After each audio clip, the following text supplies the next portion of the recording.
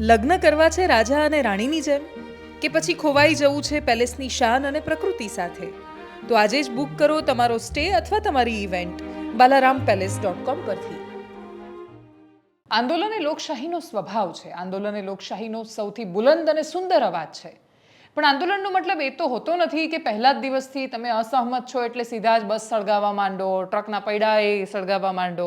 દરેક આંદોલનની એક પદ્ધતિ હોય છે ને એ પદ્ધતિ જ્યારે ભૂલાય ત્યારે પ્રશ્ન થતા હોય છે કે આંદોલનમાં જે પક્ષકાર છે એ માત્ર પોતાનું કેમ વિચારી રહ્યો છે, માત્ર પોતાનું જ વિચારો. એ દુનિયા તમારી દુનિયા છે, પણ એમાં એ તો વિચારો કે એમાં તમારું અહિત શું થયું અને એની સામે એ નિર્ણય ન લેવાથી આખી દુનિયાનું કેટલું અહિત થવાનું છે.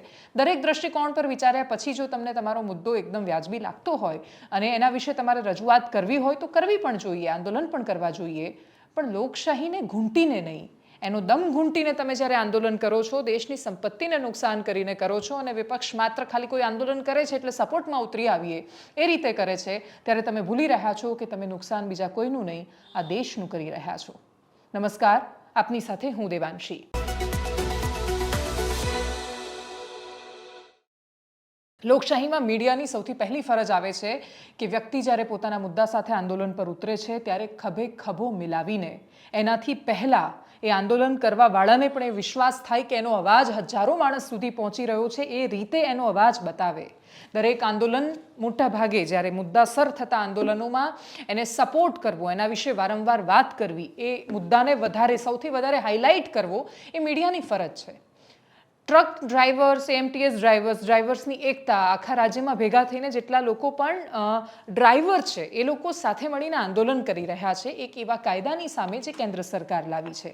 હિટ એન્ડ રનનો કાયદો છે. એ કાયદા વિશે અમે વિસ્તારથી ગયા એપિસોડમાં પણ વાત કરી હતી, છતાં એકદમ સંક્ષિપ્તમાં કહી રહી છું કે એ કાયદાની હેઠળ એવી જોગવાઈ કરવામાં આવી છે કે કોઈ વ્યક્તિ જ્યારે અકસ્માત કરી દે છે રસ્તા પર, તો અકસ્માત કરીને જો એ સીધા ભાગી જાય છે, ઈજાગ્રસ્ત થયો છે, જીવે છે, મરે છે, જીવે છે, તો એને હોસ્પિટલમાં લઈ જવું એવી કશી દરકાર કર્યા વગર ત્યાંથી નીકળીને ભાગી જાય છે તો 7 લાખ રૂપિયાનો દંડ, 10 વર્ષની સજાની જોગવાઈ કરવામાં આવી છે. પણ સાથે બીજી જોગવાઈ એ પણ છે કે જો અકસ્માત કરનાર વ્યક્તિ ઈજાગ્રસ્તને હોસ્પિટલમાં લઈ જાય છે તો એની સજા હળવી કરી દેવામાં આવશે.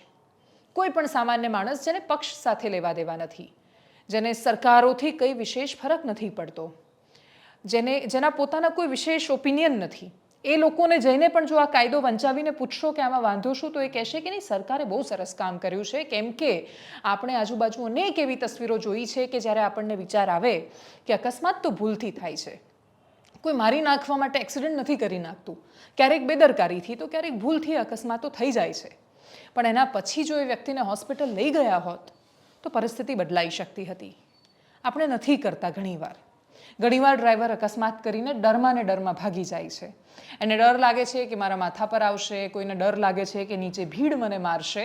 એ બધાની જે શંકા કુશંકાઓ છે વ્યાજબી છે, પણ કોઈ વ્યક્તિ કે જે તમારી ભૂલના કારણે જીવન મરણ વચ્ચે ઝોલા ખાઈ રહ્યું છે અને રસ્તા પર મૂકીને જવું એ ક્યાંની માનવતા છે? અને એટલે જ્યારે ડ્રાઈવર એક થઈને આખા રાજ્યમાં આંદોલન કરી રહ્યા છે ત્યારે એમની તસવીરો તો બતાવી છે, પણ અમે દરેક સમાચારમાં એક સ્ટેન્ડ લઈએ છીએ, એક વિચાર મૂકીએ છીએ. એ વિચાર સાથે તમારી સહમતિ કે અસહમતિ હોઈ શકે, પણ છતાં એ કહેવું જરૂરી છે કે એક તો એવા મુદ્દા પર આંદોલન જેના સાથે મોટાભાગના લોકો અસહમત છે. જેટલી જગ્યાએ આંદોલન થયા, જેટલી જગ્યાએથી આંદોલનની તસવીરો સામે આવી, એ લોકો સીધા ચીમકી આપી રહ્યા છે સરકારને કે આ કાયદો રદ કરો, બાકી તમને બતાવી દઈશું. પણ કાયદો શું કામ રદ કરો? એની અંદર બદલાવ લાવો તો, અમેન્ડમેન્ટ લાવો તો શું બદલાવ લાવે એની અંદર સરકાર? એક્ઝેક્ટલી કઈ વાતથી પ્રોબ્લેમ છે, કેવી રીતે દૂર કરે, તર્કબદ્ધ રજૂઆતો નથી કરી શક્યા. એ લોકોની જીદ છે કે કાયદો હટાવી દેવામાં આવો. કાલે સરકારે એક કાયદો બનાવ્યો અને મને ન ગમ્યો અને હું એ વાત પર જીદ સાથે ઉતરી જાઉં કે નહીં, બસ મને નથી ગમતો એટલે હટાવી દો, એમ નથી ચાલતું. મને એવું લાગે કે આ કાયદાથી મારું નુકસાન થવાનું છે એટલે હું જીદ પર ઉતરી આવું કે નહીં, હટાવી દો કેમ કે મારું નુકસાન છે, તો દેશ એમ પણ નથી ચાલતો. દેશમાં મોટાભાગના નિર્ણયો વિશાળ હિત જોઈને લેવામાં આવે છે. એની સાથે અસહમતિ દર્શાવવાનો તમને પૂરો અધિકાર છે. વિશાળ હિતના નામે તમારું અંગત હિત ન જોખમાય એ જોવાની પણ સરકારની જવાબદારી છે. વિશાળ હિતના નામ પર સરકારો તમારી પર રીતસરથી તમારી પર અત્યાચાર કરી જાય અથવા તમારા અધિકારો છીનવી લે એ પણ ન ચાલે. પણ એ વિશાળ હિતની સામે તમારું કયું અંગત હિત જોખમાય છે એના પર તમે તર્કબદ્ધ રજૂઆતો કરી શકવા જોઈએ. અને એ રજૂઆતોમાં ક્યારેય બસો સળગાઈ દેવી નથી આવતું. એ રજૂઆતોમાં ચક્કાજામ કરી દેવો કે સામાન્ય લોકોને હેરાન પરેશાન કરવા એ નથી આવતું. કમનસીબે રાજ્યમાં એ થઈ રહ્યું છે. ભલે આ થઈ રહ્યું છે છતાંય એમની જે વાત છે, તસવીરો છે, મુદ્દાઓ છે એ દર્શાવવા પણ જરૂરી છે. વિપક્ષ સમર્થન આપે છે. કોંગ્રેસના નેતા ઉદાહરણ તરીકે અનંત પટેલ, ઘણા બધા નેતાઓએ સમર્થન આપ્યું. એમાંથી વાસ્તવમાંથી અનંતભાઈ પટેલ એકદમ આક્રમક અંદાજમાં જોવા મળ્યા. અનંત પટેલ દરેક આંદોલનમાં આક્રમક અંદાજમાં હોય છે. વિપક્ષમાં છીએ એટલે આંદોલન જ કરવું કે સરકારના દરેક નિર્ણયનો વિરોધ કરવું, એવું એટલીસ્ટ રવિશંકર મહારાજનું તો સપનું નહોતું. ગુજરાત રાજ્ય બન્યું ત્યારે રવિશંકર મહારાજે જે સ્પીચ આપી હતી એ દરેક લોકોએ વાંચવી જોઈએ. એ શબ્દશઃ ગૂગલ પર ઉપલબ્ધ છે, તમે વાંચજો એની અંદર અને તમને થશે કે 1960માં એટલી ઉંમરના દાદાજીએ જે કહ્યું હતું એ કદાચ આજે એકદમ એમની દ્રષ્ટિ કેટલી વિશાળ હતી કે આજે એનું એ જ થતું આપણે જોઈ રહ્યા છીએ. રવિશંકર મહારાજને ડર હતો કે સત્તા પક્ષ કોઈ વિપક્ષના નેતા સારું સૂચન કરશે તો પણ એનો અમલ નહીં કરે, કેમ કે એ વિપક્ષમાં છે અને વિપક્ષ સરકાર ગમે તેટલું સારું કામ કરે પણ એ વિપક્ષમાં છે એટલે એનો વિરોધ જ કર્યા કરશે. જો આવું થશે તો દેશની લોકશાહી જોખમાશે અને દેશ અને એનો સમુદાય બે ધડાઓમાં વહેંચાશે. કમનસીબે એ થઈ રહ્યું છે. વચ્ચે રહીને અથવા ઉપર રહીને જોવાની દ્રષ્ટિ આપણે ગુમાવી રહ્યા છીએ. કાં તો સાથે છીએ કાં તો સામે છીએ. એ બંનેની વચ્ચેની એક અવસ્થા છે કે અમે તમને ઓબ્ઝર્વ કરી રહ્યા છીએ અને અમારો મત મૂકી રહ્યા છીએ. એ અવસ્થા ખોવાઈ રહી છે. આપણા બધાની જવાબદારી છે કે દરેક આંદોલનને, દરેક મુદ્દાને બની શકે એટલી નિષ્પક્ષતાથી સમજવાની કોશિશ કરીએ. કમનસીબે મોટા ભાગે કોઈ નિષ્પક્ષ હોતું નથી, બની પણ નથી શકતું. દરેકના પોતપોતાના પક્ષ હોય છે પણ છતાંય સામા પક્ષને પણ સમજવાની કોશિશ કરવી જોઈએ અને ન ભૂલાવવું જોઈએ એ પણ આપણી અપેક્ષા હંમેશા રહેતી હોય છે. અનંતભાઈ પટેલે આક્રમક અંદાજમાં જબરદસ્ત વિરોધ કર્યો. એ બધા જ દ્રશ્યો જે સામે આવ્યા છે આખા રાજ્યભરમાંથી જોઈએ. लड़ेंगे लड़ेंगे और लड़ेंगे और लड़ेंगे અલ્પેશભાઈ જોડે મારી આજે વાત થઈ એ પહેલા પણ મારી પાસે અન્ય સ્ટેટના કે મહારાષ્ટ્રના કેટલાક ડ્રાઈવરોનો ફોન બી અને વિડીયો પણ છે મારી પાસે આવ્યો કે ગુજરાતમાં પણ તમે આંદોલન ચાલુ કરો. ત્યારે મેં અભ્યાસ નહીં કર્યો હતો કે આંદોલન શેનું છે, શેના માટેનું છે, પરંતુ જ્યારે બિલ લોકસભામાં પસાર થયું, બિલ જ્યારે વાંચ્યું ત્યારે મને પણ ખબર પડી કે આવું બિલ બનાવે જેવી રીતે એક કાયદો પસાર કર્યો હતો ખેડૂતોના વિરોધમાં, એને કાળા કાયદાનું નામ આપેલું, તેવું જ આ ડ્રાઈવરના વિરોધમાં એક બિલ પસાર થયું છે. એ બિલને રદ કરાવવા માટે, એ કાયદાને રદ કરાવવા માટે આજથી આપણે વલસાડ જિલ્લામાં શ્રી ગણેશ કરીએ એવું કેવું તો ખોટું નથી. કોઈ પણ ડ્રાઈવર પોતાની ઈચ્છાથી કોઈને કચડી નાખતો નથી. કોઈ કરે એવું? પોતાની ઈચ્છાથી કોઈ દિવસ પણ એ કોઈને મારવાની કોશિશ કરતો નથી અથવા મારતો નથી. બીજી વાત, ડ્રાઈવરોને તે દિવસે બંધ રાખો ને રજા રાખો, હોય ને એવું? તો માલિક ચલાવતો થાય તો એને બી ખબર પડે ને ભાઈ તને સજા થશે, તો એ માલિક બી તમને સપોર્ટ કરે. આપણે માલિકને એમ નથી કેવું કે ભાઈ તારો વિરોધ કરતા છે, અમે તારો વિરોધ, અમારી રોજી રોટી છીનવાઈ જાય એનો વિરોધ નથી કરતા. અમે વિરોધ કરીએ છીએ ડ્राइवरों માટે બનાવેલા કાળા કાયદાનો વિરોધ કરીએ છીએ. એ આપણે સમજાવવાની જરૂર છે. हम ये चाहते हैं कि हमारे ये काला कानून बना है ना, ये 10 साल की सजा और 7 लाख रुपए, हमारे पास ये 10 साल की सजा और 7 लाख रुपए नहीं है. इसके लिए हम हड़ताल कर रहे हैं रोड पे. केंद्र की सरकार से ये मांग है कि ये काला कानून वापस ले और पहले थे वैसे ही कानून लगाए. ड्राइवर एकता. हमारी मांग ये है कि हम जो ड्राइवर लोग हैं वो सब गरीब आदमी है और हमारी रोजी रोटी के लिए हम लोग गाड़ियां चला रहे हैं. हमको कोई गाड़ी चलाने का शौक नहीं आ रहा है, हमारी मजबूरी है जो कि हम गाड़ी चला रहे हैं. और ये हमारे लिए जो सरकार ने कानून लाए हैं काले, ये हम इसके साथ नहीं है और जल्दी से जल्दी ये कानून हटाया जाए, नहीं तो भारत का कोई भी ड्राइवर गाड़ी नहीं चलाएगा. सभी कानून ड्राइवरों के लिए ठोक दिए हैं तो दूसरों पे कोई कानून नहीं है, कार वालों का कोई कानून नहीं है, कोई किसी पे कानून नहीं है. हम लोग ये जो 10 लाख भरेंगे और 10 साल की सजा काटेंगे तो हम लोग के बाल बच्चे क्या खाएंगे, कहाँ जाएंगे हम? हमको तो आपने भीख मांगने के लायक कर दिया है. ખેડા, ગીર સોમનાથ, ભરૂચ, વાંસદા, અમદાવાદ, સુરત, ઓલમોસ્ટ મહીસાગર, દરેક જિલ્લાઓમાંથી આ તસવીરો સામે આવી છે. લોકો આક્રમક પણ દેખાયા છે પણ એ આક્રમકતાથી ઉપર ઉઠીને એ મુદ્દાને કોઈએ વિસ્તારથી નથી સમજાવ્યો કે સરકારના કાયદામાં એક્ઝેક્ટલી વાંધો શું છે. દરેકનું હિત જળવાય એવું કોઈ સોલ્યુશન હોવું જોઈતું હતું. જો હું કોઈ પ્રશ્ન લઈને ઉતરું છું તો એ પ્રશ્નનું નિરાકરણ શું હોઈ શકે એનો એટલીસ્ટ જવાબ મારી પાસે હોવો જોઈએ.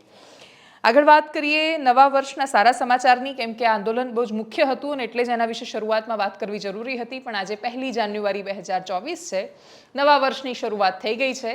પ્રેક્ટિકલી આ એકદમ નવું વર્ષ છે અને એટલે જ આપણે બધા જ કેલેન્ડરની તારીખો બદલાશે, ઘણું બધું બદલાશે. ગુજરાતમાં બહુ સરસ રીતે એની શરૂઆત કરવામાં આવી. મુખ્યમંત્રીએ મોઢેરામાં સૂર્ય નમસ્કારથી, એટલે સૂર્યનું પહેલું કિરણ અને નવા વર્ષનું સ્વાગત સૂર્ય નમસ્કારથી કરવામાં આવ્યું. આખા રાજ્યમાંથી અલગ અલગ જગ્યાએથી આ પ્રકારની તસવીરો સામે આવી. એ તસવીરો પણ બહુ સરસ હતી ને એક મેસેજ આપતી હતી કે આપણે ત્યાં 31st બહુ અલગ રીતે લેવાઈ છે કે વર્ષનો છેલ્લો દિવસ શું કરવાનું, તો કે દારૂ પીને છાકટા બનવાનું. દારૂબંધી વિશે આજે કોઈ વાત કરવી નથી ને એના લેક્ચર હમણાં ટેમ્પરરી એટલીસ્ટ એક દિવસ માટે બંધ કરવા છે, કેમ કે આ હવે એક ન્યૂ નોર્મલ અવસ્થા છે ગુજરાતની કે જ્યાં દારૂબંધીનું કોઈ વિશેષ મહત્વ નથી. એટલે કે 31 સુરતમાં પારડીમાં વલસાડ પાસે એક સ્પેશિયલ વાન બનાવવામાં આવી કે પીધેલાઓને પકડવાની વાન. હવે તમે વલસાડની ભૌગોલિક પરિસ્થિતિ જુઓ કે ત્યાં જો વલસાડથી મારે છેક છેલ્લે નારગોલ બીચ જવું હોય તો મેં જોયું કે વલસાડથી તો દમણ વધારે નજીક છે, એટલે દમણમાં દારૂબંધી નથી. આ બાજુ ગીર સોમનાથમાં તમે ઉનામાં છો તો દીવમાં દારૂબંધી નથી. એટલે દમણમાંથી પીને આવતા લોકો પારડીમાં આવે ત્યારે એમને પકડવા માટે વાહન ગોઠવી હશે સરકારે. અને એટલે 31 ને દારૂબંધી સાથે બહુ લેવા દેવા નથી, પણ આપણે ત્યાં એનું મહત્વ બહુ જ આપણે ખોટી રીતે લઈ લીધું છે કે આપણે એને અલવિદા કહીએ છીએ. તો જનારા વર્ષને કેવી રીતે અલવિદા કહીશું? આપણે આપણી જીવનમાં આપણા વર્ષનો હિસાબ કિતાબ નથી કરતા. બીજા દિવસે આપણે લખીએ છીએ કે આ વર્ષ આવું રહ્યું તેવું રહ્યું, પણ આપણી પાસે એક્ઝેક્ટલી એના કોઈ લેખાજોખા હોતા નથી. અને પછી નવા વર્ષને આવકારવાની શરૂઆત કે 31 રાત્રે મોડા સુધી ઢીંચીને પડ્યા હોવ તો સવારે વહેલા તો જાગી શકવાના નથી. અને એટલે જ 1 જાન્યુઆરીની શરૂઆત માથાના દુખાવા સાથે ઘણા બધા લોકો કરે છે. એટલે એની સામે એ તસવીરો વધારે સુંદર હતી કે રાજ્યના ઘણા બધા ખૂણાઓથી સૂર્યના પહેલા કિરણ સાથે સૂર્ય નમસ્કાર દેખાયા. જોઈએ એ તસવીરોને એકદમ સંક્ષિપ્તમાં.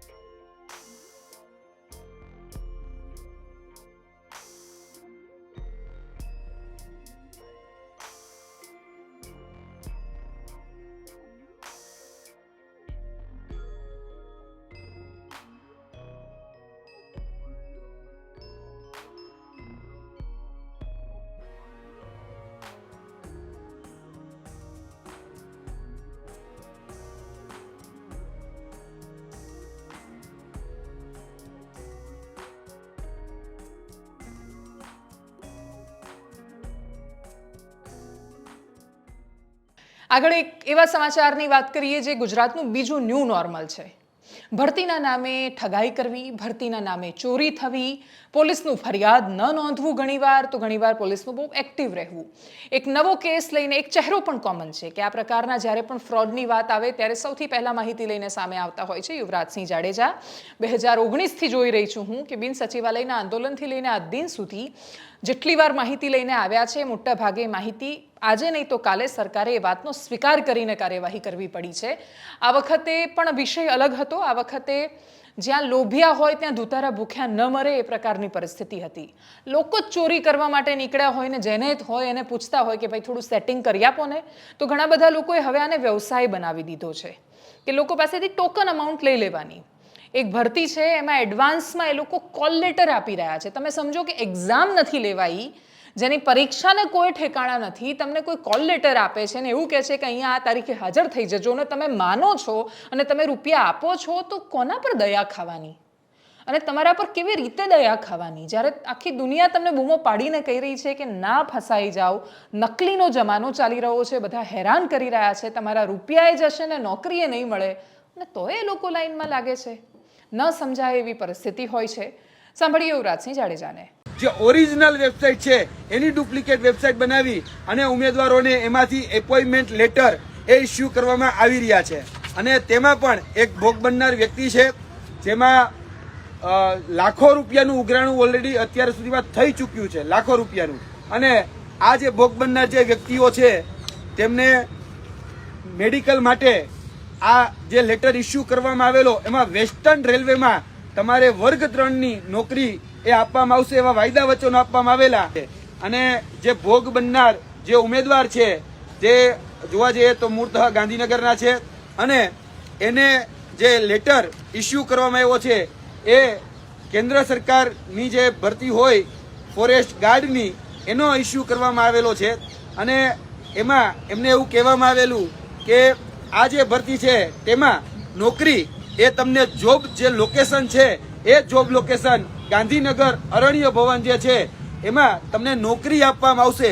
અને આનો જે પગાર છે એ પગાર સ્લીપ પણ એમને કહેવામાં આવેલી કે ભાઈ તમને 27,000 જેટલો પગાર એ તમને એમાં આપવામાં આવશે. જોવા જઈએ તો આ તમામ જે બાબતો છે એ તમામ બાબતો ફરજી છે, એટલે કે નકલી છે. નકલી એપોઇન્ટમેન્ટ લેટર આપવો અને આ નકલી એપોઇન્ટમેન્ટ લેટર આપી જે યુવાનોના સપના છે એના સાથે જે છે એ છેતરપિંડી કરવામાં આવી રહ્યા છે. જે ઉમેદવારોએ પેમેન્ટ કર્યા છે એ ગૂગલ પેના માધ્યમથી પેમેન્ટો કરેલા છે, પેટીએમના માધ્યમથી પેમેન્ટો છે એ કરેલા છે. અને જે નિમણૂક પત્ર જે આપવામાં આવી રહ્યા છે એ ફોરેસ્ટ ગાર્ડના અત્યારે વર્તમાનમાં આપવામાં આવી રહ્યા છે. અને એ જ રીતે જો જોવા જઈએ તો એક બીજી ભરતીની પણ સાથે સાથે વાત કરી લઈએ કે તેમાં પણ સ્કેમ ચાલી રહ્યો છે. આ જે તમને દેખાય છે એ રેલવે રિક્રુટમેન્ટ બોર્ડ એટલે કે RRB, જેમાં વર્ગ 3ની જે ભરતીઓ બહાર પાડવામાં આવે એની એક ફેક વેબસાઇટ બનાવવામાં આવેલી છે.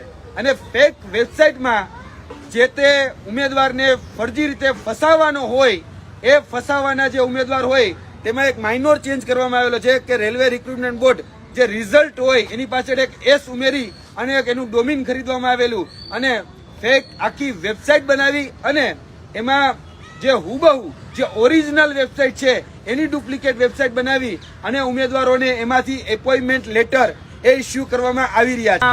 જે પીડિત અને જે ભોગ બનનાર ઉમેદવાર છે એ સામે આવવામાંથી ડરે છે, પરંતુ અમે આ વાતનું સંજ્ઞાન લઈ આવતીકાલે ગાંધીનગર ક્રાઇમ બ્રાન્ચ ખાતે આની ફરિયાદ આપવાના છીએ. આ ઉમેદવારો જે છે એને ફોર્મ ભર્યા હતા, રેલવે રિક્રુટમેન્ટ બોર્ડમાં પણ ફોર્મ ભર્યા હતા અને ફોરેસ્ટ ડિપાર્ટમેન્ટની જે ભરતી હતી એમાં પણ જે ફેક વેબસાઇટ ઊભી કરવામાં આવે છે એ ફેક વેબસાઇટમાં આના ઉઘરાણાઓ કરવામાં આવે છે. અને એવું નથી કે ફક્ત કેન્દ્ર સરકાર, ગુજરાત સરકારની પણ એવી બધી ઘણી ભરતીઓ છે જે નીચા લેવલે જોઈએ તો કોર્પોરેશનની ભરતીઓમાં પણ આ જ રીતે ઘણી વખત ફેક જાહેરાતો આવતી હોય છે. અને આ ફેક જાહેરાતો માધ્યમથી હજારો, લાખો અને કરોડો રૂપિયાના ઉઘરાણા થતા હોય છે. પરંતુ આ કહી શકાય પ્રેસ મીડિયાના માધ્યમથી અમે તમામ ઉમેદવારોને સાવચેત કરવા માંગીએ છીએ કે જે પણ લોકો આ પ્રકારના ફરજીવાળા કરી રહ્યા છે એ ફરજીવાળાથી બચો અને એના લાભાર્થી ન બનો અને આ જે પણ બાબતો છે એને ઉજાગર કરો. અને છેલ્લે એક એવા સંમેલનની, એક એવી પંચાયતની વાત કરીએ કે જે હતું પાટીદારોનું, પણ છતાંય કેટલા પાટીદાર એની અંદર સહમત હશે એ ખબર નથી. આયોજનના મુખ્ય કરતા હર્તાઓમાંથી એક એવો ચહેરો હતો કે જે વારંવાર પ્રધાનમંત્રી મોદીની આલોચના કરવા માટે જાણીતો છે. એ ચહેરાનું નામ ધનજીભાઈ પાટીદાર છે. ધનજી પાટીદાર પોતાની એકદમ નેચરલ શૈલીમાં સરકારના નિર્ણયોની, સરકારની અને વ્યક્તિગત રીતે પ્રધાનમંત્રી મોદી અને અમિત શાહની ટીકા માટે જાણીતા છે.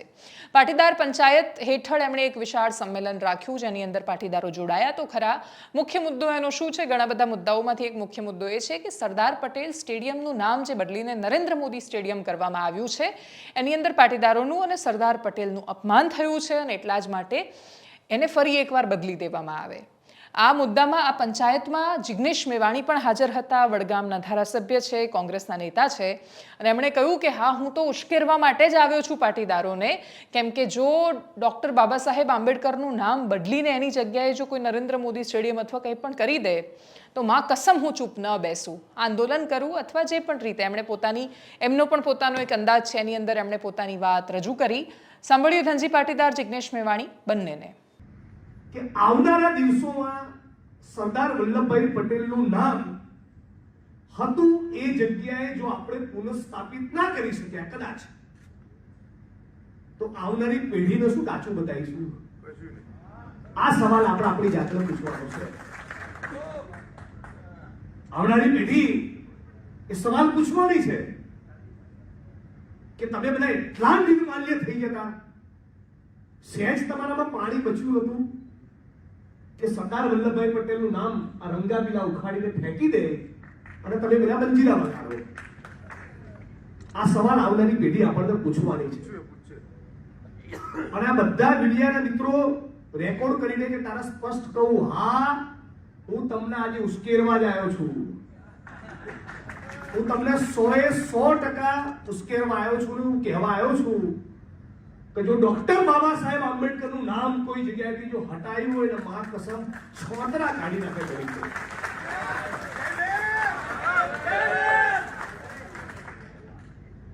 જે બંધારણ દલિતો કરે છે ને, બંધારણ એ 2-4 દાડા અઠવાડિયું તો મૂકી જ દે. તો આ જ પ્રમાણે સમગ્ર ગુજરાતના પાટીદાર સમાજ અને સમગ્ર ગુજરાતની જનતાએ કેટલી કમનસીબી કહેવાય કે 14મી એપ્રિલ આંબેડકર જયંતિ ખાલી દલિતોએ જ ઉજવવાની, સરદાર પટેલની જયંતિ એ ખાલી પટેલોએ જ ઉજવવાની, અને મૌલાના આઝાદ હે આવો કોઈ માણસ થઈ ગયો તો કોઈ યાદ જ ના કરે. આજે પાટીદાર સમાજનું સર્વેની જરૂર, સર્વે કરવાની જરૂર. તમને ખબર પડી કે જિલ્લાની એવી પરિસ્થિતિ, કરાવો સર્વે પાટીદાર સમાજનો, પણ નહીં કરાવો. પાટીદાર સમાજનો હું દોષિત નથી ઠેરતો. ભાઈ તમે ના આયા, આવવામાં આયા ના, કોઈ ફરક નહીં પડતો. આવો ના આવો, તમે ઘેરથી સમર્થન કરો, કોઈ આ બધું તમારો હાથમાં જાગતો નહીં. ચલો સરદારને આજે એમનું નામ રચાવવા માટે, એમને સન્માન અપાવવા માટે તમે નહીં બોલો. તમારું આવનારું ભવિષ્ય તમને સવાલ નહીં કરે. આ વિડીયો, આ ઇતિહાસ, આ બધું જોવા છે. નરેન્દ્ર મોદી જે દિવસે નહીં હોય તો પાર્ટી બદલી નાખી ગયું, કોઈ મોટી વાત નહીં. આ નરેન્દ્ર મોદી ખબર જ છે કે જીવતા જેટલું નામ લખાવો એટલું લખાઈ લો. જો લખાવો જોવાય જોઈ લો, મરે પછી તો મને મારા નામે ઉતારી દે છે. મારા ભક્તજનોને પવનથી ઘૂસોટ કપડો છે ત્યાં સુધી લોકો મારશે. એવી દશા આવવાની નરેન્દ્રભાઈ ખબર. અને હું તો સ્ટેજ પરથી કહેવા માંગુ છું, નરેન્દ્રભાઈએ કચ્છના રણની અંદર એવી ઘણી જગ્યા ખરાબો પડ્યો, એક મંદિર બનાવી દેવાય એમનું, અને એમના ભાઈ ભક્તો ભક્તાણીઓ બધો ગમે તેમ આરતી કરે તો પૂજા કરે તો. અરે પાટીદાર વર્ષોથી ભારતીય જનતા પાર્ટીની એક ચોક્કસ વોટ બેંક રહી છે. એનો પણ પોતાનો એક બહુ લાંબો ઇતિહાસ છે. પાટીદારોનું જે તે સમયે શોષણ પણ થયેલું છે. ખેતીમાં મજૂરી કરતાં કરતાં પોતાના હાથની તાકાત અને મહેનતથી એક કોમ કેટલી ઊંચાઈ પર પહોંચી શકે એ જો તમારે જોવું છે તો તમને પાટીદારોમાં જોવા મળશે. ખાસ તો એક સમય ચરોતરના પટેલો તો સમૃદ્ધ પણ હતા, વિદેશમાં પણ હતા. સૌરાષ્ટ્રના પાટીદારોની તો કહાની જ અલગ છે. એમના પર થયેલા એમનું શોષણ, એમનો અત્યાચાર અને એના પછી એમના જે ક્રાંતિ કરવાની કહાનીઓ છે. આજે તમે ટોચના જે રૂપિયાવાળા સમૃદ્ધ લોકોનું નામ લેશો તો એની અંદર પાટીદારો આવવાના છે, અને પોતાની મહેનતથી કમાયેલા રૂપિયા છે. દરેક શહેરોમાં એમનું અસ્તિત્વ છે. જ્યાં એટલો અફાટ સાગર છે, અને એટલે જ સાગર કદાચ તમને ક્ષમતા આપતો હોય છે. સૌરાષ્ટ્રમાંથી આટલા બધા લોકો એમને એમ નથી આવતા બહાર. એટલે સૌરાષ્ટ્રની એ ધરતીની તાકાત અને એમાંય જ્યારે પાટીદારની મહેનત જોડાઈ જાય ત્યારે અદ્ભુત રંગો દેખાય છે. આપણને બધું દેખાય છે. પણ વર્ષો પછી જ્યારે રાજનીતિક વાત આવી ત્યારે ભારતીય જનતા પાર્ટી સાથે બહુ મોટું જોડાણ થઈ ગયું. કેમ કે જે તે સમયે માધવસિંહ સોલંકીની સરકાર, આંદોલનો, પાટીદારો પર થયેલો અત્યાચાર, અને એના પછી પાટીદારોનું જોડાણ ભાજપ સાથે એકદમ અકબંધ બની ગયું. એના પછી 2017 આવ્યું. 2015થી 17નો જે સમય હતો એ દરમિયાન પણ એવું થયું કે પોલીસ અમદાવાદના નિકોલમાં કે ઘણી બધી જગ્યાએ લિટરલી પોલીસે પાટીદારો પર દમન ગુજાર્યું, અત્યાચાર કર્યો. એ લોકો માત્ર નહીં જે લોકો આંદોલન કરતા હતા, છોકરાઓને ગોળીએ વિંધ્યા. આંદોલન દરમિયાન લોકો મૃત્યુ પામે એ બહુ ભયાનક ઘટના હતી. પણ છતાંય પોલીસે કાયદો વ્યવસ્થાનું નામ આપ્યું, છોકરાઓ ગોળીએ વિંધાયા, ઘરમાં ઘૂસીને પાટીદારની સ્ત્રીઓ પર પણ અત્યાચારો થયા. પણ એના પછી જેમ માધવસિંહ સોલંકીની ઘટનાક્રમ પછી પાટીદારો એકદમ ડિટેચ થયા કોંગ્રેસની સાથે અને બીજેપી સાથે સાવ જોડાઈ ગયા, એકદમ પરસ્પર લીન થયા. એવી રીતે 2015-17ના આંદોલન પછી ન થઈ શક્યું, કેમ કે આંદોલનના મોટા ભાગના નેતાઓ જ ભારતીય જનતા પાર્ટીમાં જોડાઈ ગયા. હાર્દિક પટેલ પણ છેલ્લે તો ભાજપમાં આવ્યા અને હવે વિરમગામના MLA છે. હવે આ બધા વિચારોની સામે એક એવું મંચ તૈયાર કરવાનું ધનજી પાટીદાર સહિતના લોકો કોશિશ કરી રહ્યા છે કે જ્યાં પાટીદાર એટલે ભાજપ એ છબીએ ભૂંસવાની કોશિશ કરે છે કેટલા પાટીદારો સહમત હશે એ બહુ જ મોટો પ્રશ્ન છે અને એટલા જ માટે લોકસભાની ચૂંટણીમાં એનો કોઈ વિશેષ એનાથી ફરક પડશે કે કેમ એ ખબર નથી. એક રાજનૈતિક પ્રયત્ન થઈ રહ્યો છે અને એ પ્રયત્ન કઈ દિશામાં જશે એ આપણા બધા માટે જોવા જેવો એક વિષય રહેવાનો છે. એનાલિસિસમાં અત્યારે બસ આટલું. જો આપ અમને યુટ્યુબ પર જોઈ રહ્યા છો તો સબસ્ક્રાઇબ કરો, ફેસબુક પર જોઈ રહ્યા છો તો ફોલો કરો, અમારા વિડીયોને શેર કરો અને અમારી એપ્લિકેશન ખાસ એન્ડ્રોઇડ iOS બંને પર ઉપલબ્ધ છે તો આજે ડાઉનલોડ કરો. નમસ્કાર.